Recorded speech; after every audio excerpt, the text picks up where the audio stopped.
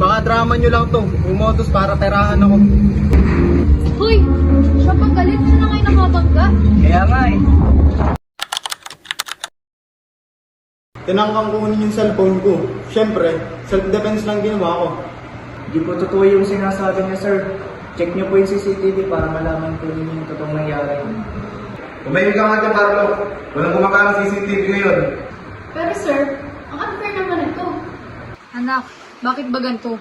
Bakit tayong mahirap na lang na palagi ang napagbibintangan? Di ko nga alam bakit palagi na lang mayaman yung pinaniniwalaan nila.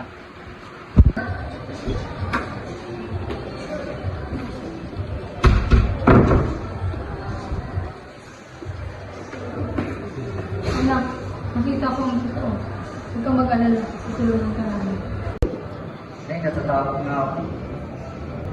Narinig ko ang kaso. Ang takot ang pagtanggol. Bigli lang ito. Talaga po? Oo. Hindi lahat nabibili ng pera. May siya pa rin.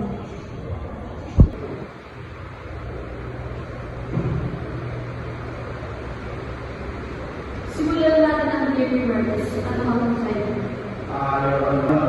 Tinangkahan ako yung cellphone ko. Tama ko lang ako sa inyo. Your Honor, di po totoo yung sinasabi niya.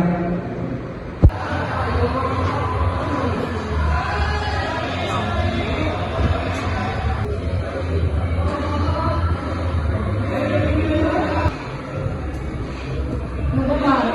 Alam naman natin ang kasalanan si Carlos na kasalanan yung anak ko. O ano naman natin yun? Justisya na lang gagawa yun. Kaya nga, tutulungan ko ang anak ko. Hindi ako papayag na hindi matulungan ang anak ko. Tutulong nila ako. Salamat, mahal. Wala na ako.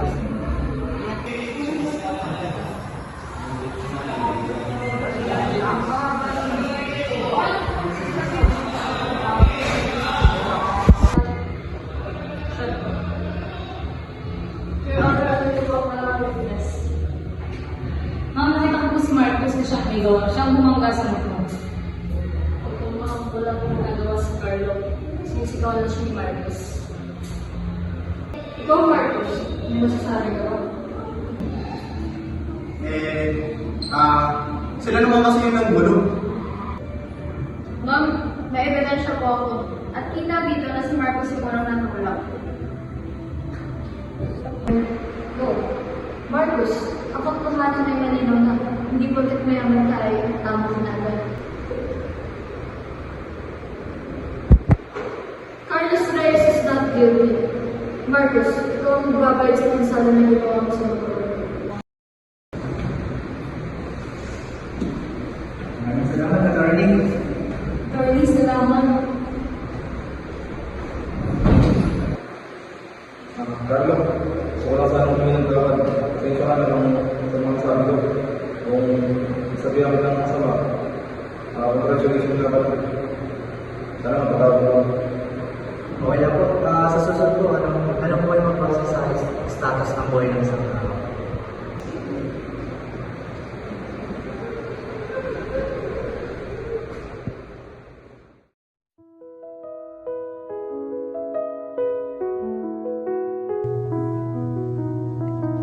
Sa hustisya, hindi dapat sukat ng bulsa ang basehan ng hatol.